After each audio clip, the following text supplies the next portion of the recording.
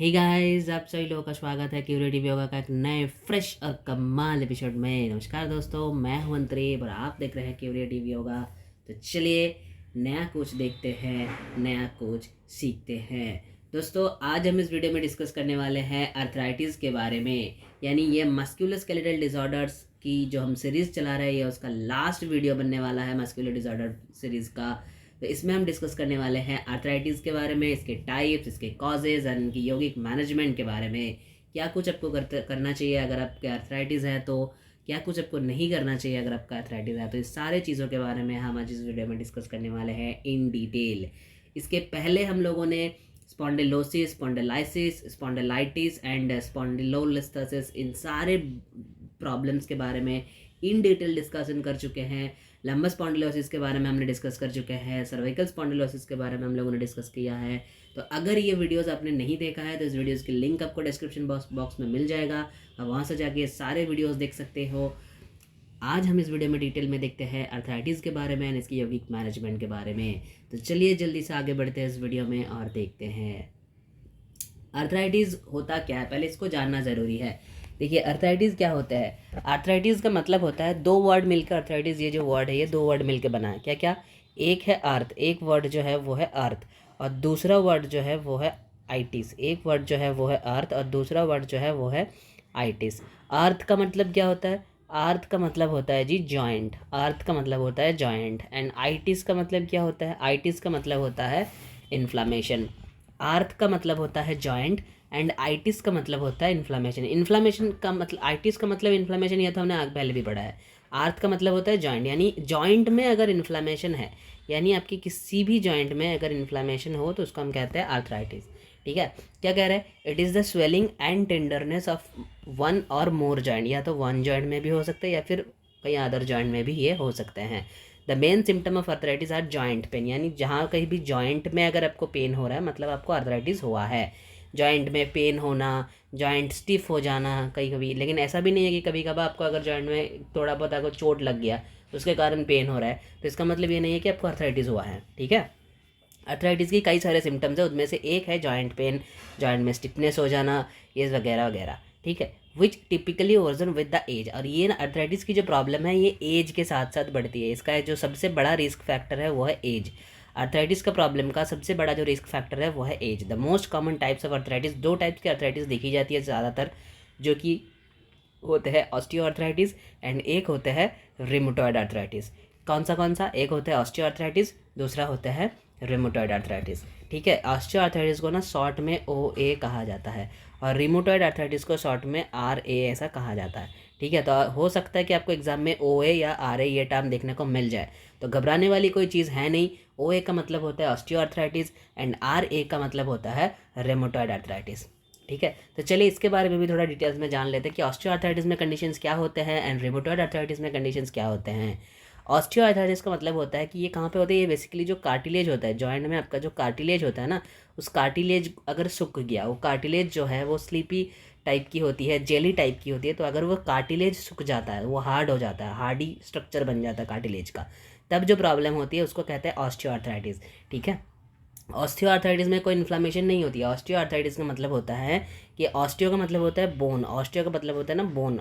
ठीक है, तो ऑस्टियो आर्थराइटिस का मतलब होता है कि अगर आपके जो जॉइंट है उस जॉइंट में जो कार्टिलेज है, ये कार्टिलेज अगर हार्ड हो गया है, ठीक है, ये कार्टिलेज अगर हार्ड हो गया है यानी सख्त हो जाते हैं, तो तब आप जॉइंट को मूव नहीं कर पाते हो सही तरीके से, फ्लेक्सिबिलिटी कम हो जाती है, तब आपको पेन महसूस होता है। वही बात यहाँ पे लिखी हुई है कि the hard slippery tissues that covers the end of the bones where they form a joint to break down. ठीक है, जब जॉइंट को ब्रेक करने के लिए जो सॉफ्ट टिश्यूज होती है, मतलब जॉइंट को आप अगर ऐसे मूव करना चाहते हो आप, तो वहाँ पे इसलिए वहाँ पे जेली लाइक सब्सटेंस होती है, सॉफ्ट टिश्यूज होती है।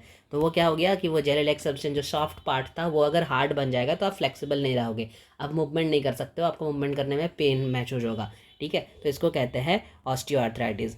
अब रिमोटॉयड अर्थराइटिस किसे कहते हैं? रिमोटॉयड अर्थराइटिस एक डिजीज़ है। रिमोटॉयड अर्थराइटिस जो है ये एक डिजीज़ है जो कि एक ऑटो इम्यून डिसऑर्डर्स के कारण, ऑटो इम्यून अटैक के कारण बनते हैं। ठीक है, it's a disease in which immune system attacks the joint. जब आपका इम्यून सिस्टम जो है वो खुद ही अपने जॉइंट को अटैक करने लग जाते हैं एंड वहाँ पे इन्फ्लामेशन पैदा कर देते हैं। जो जॉइंट लाइनिंग है, जॉइंट लाइनिंग में अगर इन्फ्लामेशन पैदा कर दे, तब जो प्रॉब्लम बनती है, अगर जॉइंट में आपको इन्फ्लामेशन, जैसे ये देखिए यह है आपका ऑस्टियोआर्थराइटिस, ये है आपका हेल्दी जॉइंट, ठीक है, ये वाला जो पार्ट आप दिख रहे हो ये है आपका हेल्दी जॉइंट।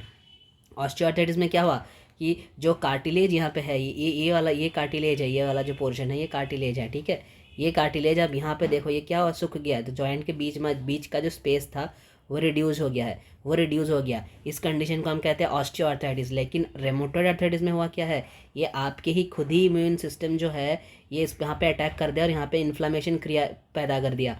यहाँ पे ये इन्फ्लामेशन है, ये आइटिस, इसका मतलब होता है आइटिस, यहाँ पे इन्फ्लामेशन पैदा हो गया है। तो इस इन्फ्लामेशन जब पैदा हो जाती है तो इसे कहते हैं रेमोटॉइड आर्थराइटिस।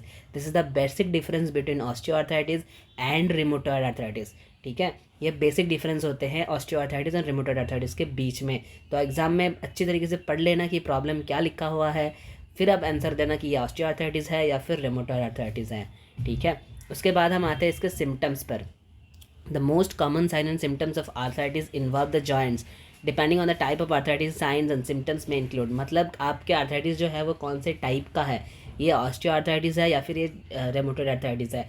ऑस्टियोआर्थराइटिस जो है वो एज के साथ साथ बढ़ती जाती है, ठीक है। जब आपका एज बढ़ता जाएगा, मिनिमम 40 जब आप क्रॉस कर जाते हो तो उसके बाद ये प्रॉब्लम्स कॉमन हो जाता है, ये कॉमन बन जाता है आज के दिन को, आज के मतलब दिन में नज़र रखते हुए ये सारे प्रॉब्लम्स जो है ये कॉमन बन जाते हैं ऑस्टियोआर्थराइटिस वाला, क्योंकि ये ज़्यादातर लोगों को ये प्रॉब्लम्स होती है, जॉइंट स्टिफनेस हो जाती है, जॉइंट में पेन होने लगता है वगैरह वगैरह, ये सारे सिम्टम्स उनको दिखते हैं। क्या क्या सिम्टम्स है, पेन हो सकते हैं, स्टिफनेस हो सकते हैं, स्वेलिंग हो सकती है, रेडनेस हो सकती है, डिक्रीज रेंज ऑफ मोशन, यानी इसको रेंज ऑफ मोशन को शॉर्ट में ROM भी कहते हैं, रेंज ऑफ मोशन को शॉर्ट में ROM ऐसा भी कहा जाता है।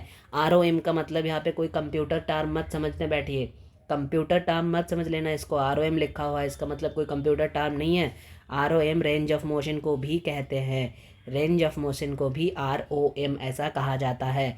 तो अगर आपसे पूछ लिया कि बताओ ऐसे कौन से मस्कुलोस्केलेटल डिसऑर्डर्स हैं जहाँ पे रेंज ऑफ मोशन कम हो जाते हैं, और वहाँ पे अगर ऑप्शन में आपको आर्थराइटिस दिख रही है तो जाके टिक करके आओ आंखें बंद करके, क्योंकि आर्थराइटिस में रेंज ऑफ मोशन कम हो जाता है। क्यों?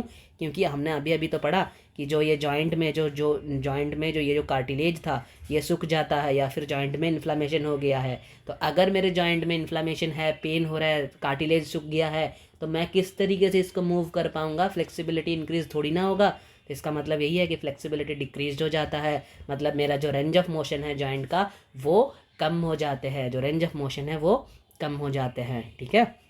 अब इसके कॉजेज़ क्या क्या हो सकते हैं, जेनेटिक फैक्टर तो हो ही सकता है, जिसको हम फैमिलियल हिस्ट्री भी बोलते हैं, तो फैमिली हिस्ट्री या तो फिर जेनेटिक फैक्टर ये आप लिख सकते हो, ठीक है। एज भी एक बहुत अहम मुद्दा है, यहाँ पे अहम कॉज है एज, ठीक है। उसके बाद अगर आपको जॉइंट में कभी इंजरी हुआ है, अगर जॉइंट में कभी प्रीवियस इंजरी है तो उसके लिए आर्थराइटिस होने के चांसेस बहुत ज़्यादा होती है। ओबेसिटी मतलब आपकी अगर बॉडी वेट ज़्यादा है, आपके बॉडी वेट ज़्यादा है तो लोअर बॉडी पार्ट में आर्थराइटिस होने की चांसेस ज़्यादा होती है। ऑटो इम्यून डिजीज़ जिसके कारण में हमारा जो रेमोटॉइड आर्थराइटिस है ये बढ़ते हैं, ऑटो इम्यून डिजीज़ के कारण जो हमारा रेमोटॉइड आर्थराइटिस है ये बढ़ते हैं। अब हम देखते हैं इसके यौगिक मॉड्यूल के बारे में, ठीक है। तो इसमें काफ़ी सारे छोटे छोटे एक्सरसाइजेज जो है ये बहुत अहम हिस्सा लेते हैं, इसमें यौगिक मॉड्यूल में बहुत ही महत्वपूर्ण प्रैक्टिसेस है ये सारे, जैसे कि हो गया हमारा टो रोटेशन हो गया, या तो फिर टो बेंडिंग आप करवा सकते हो, ankle rotation, ankle bending, knee rotation, knee bending, wrist rotation, wrist bending, जितने भी जॉइंट्स है उन जॉइंट्स की जगहों में उसको फ्लेक्सिबल करवाने के लिए वहाँ पे प्रैक्टिस करवाना बहुत ज़्यादा ज़रूरी है। वहाँ पे मूवमेंट एक्सरसाइजेस करवा दो, वहाँ पे मूवमेंट एक्सरसाइजेस सजेस्ट करो, ठीक है। सूक्ष्म व्यायाम for wrist, for elbow, for different kinds of joint, upper joints, lower joints, for different kinds of joints के लिए अब जितने भी सूक्ष्म व्यायामास है, जो कि यौगिक सूक्ष्म व्यायाम करके एक बुक है जो कि धीरेन्द्रनाथ ब्रह्मचारी द्वारा लिखी गई है, तो उस बुक में ऐसे काफ़ी सारे एक्सरसाइजेज बहुत छोटे छोटे जॉइंट्स को लेकर बनाया गया है। वो सारे एक्सरसाइजेज बेनिफिट होगा ऑस्टियोआर्थराइटिस के पेशेंट्स के लिए। और ये ऐसा नहीं है कि बस टो रोटेशन, एंगल रोटेशन आप दे सकते हो, जो भी जॉइंट में प्रॉब्लम है उस जॉइंट रिलेटेड देखो कि क्या क्या एक्सरसाइजेज है, सूक्ष्म व्यायाम क्या क्या है, और उसमें ब्रीदिंग को इंक्लूड करना बहुत बहुत बहुत महत्वपूर्ण है। और रिलैक्सेशन के लिए पहला सेक्शन में आप IRT मैंने डाला है, फिर आप अर्धकटी चक्र आसन करवा सकते हो आसनों में, आप हस्तोत्थान आसन करवा सकते हो। इसमें कई सारे आसन कराया जाता है, कई सारे आप पॉस्चर्स अब करवा सकते हो, इसमें कोई प्रॉब्लम नहीं होती है क्योंकि पेशेंट कर पाते हैं पॉस्चर्स, तो आप करवा सकते हो। उसके फ्लेक्सिबिलिटी को इंक्रीज़ करने के लिए आप करवा सकते हो। जॉइंट रिलेटेड जितने भी प्रॉब्लम्स है, जो जॉइंट में प्रॉब्लम है उस रिलेटेड आप सूक्ष्म व्यायाम उससे रिलेटेड आप लूजनिंग प्रैक्टिसेस करवाओ, ताकि वहाँ पे जो फ्लेक्सिबल है वो फ्लेक्सिबिलिटी उनका इंक्रीज़ हो, जो फ्लेक्सिबिलिटी डिक्रीज़ हो गया है वो इंक्रीज़ हो। ठीक है, फिर आप DRT करवा सकते हो, ANY भी करवा सकते हो, ये प्राणमय मनोमय कोशों को बैलेंस करने के लिए। और भ्रामरी, ओम मेडिटेशन के जगह आप कोई और मेडिटेशन भी करवा सकते हो, सन मेडिटेशन भी करवा सकते हो। ज़रूरी नहीं कि आपको ओम मेडिटेशन ही कराना पड़े। इसमें एक और प्रैक्टिस है जो बहुत महत्वपूर्ण है, साइक्लिक मेडिटेशन आप करवा सकते हो, क्योंकि वो पूरा स्टिमुलेशन रिलैक्सेशन थ्योरी में काम करते हैं। तो ये सारे प्रैक्टिसेस आप लोग इसमें सजेस्ट कर सकते हो आर्थराइटिस के पेशेंट के लिए। तो ये हो गया टोटल आपका मस्कुलोस्केलेटल सिस्टम यहाँ पे ख़त्म हो जाता है। जितने भी आपके UGC नेट के सिलेबस में थे सारा का सारा हमने कवर कर लिया है, और सारे वीडियोस यूट्यूब में मेरे चैनल में अवेलेबल है। अगर आपने नहीं देखा है किसी भी वीडियोस आपको अगर चाहिए तो आप डिस्क्रिप्शन बॉक्स पे मेरा जितने भी वीडियो है, नॉट ओनली मस्कुलोस्केलेटल डिसऑर्डर, मेरा आज तक का जितने वीडियो है 28, 29 या 30 ऐसा कुछ लेक्चर, डिस्क्रिप्शन बॉक्स में मेरा सारे के सारे लेक्चर्स आपको मिल जाएंगे। तो बस दोस्तों, फिलहाल वीडियो में इतना ही, फिर मिलते हैं आप लोगों के साथ एक अगले वीडियो में नए टॉपिक के साथ। तब तक के लिए stay healthy, stay happy and keep doing yoga.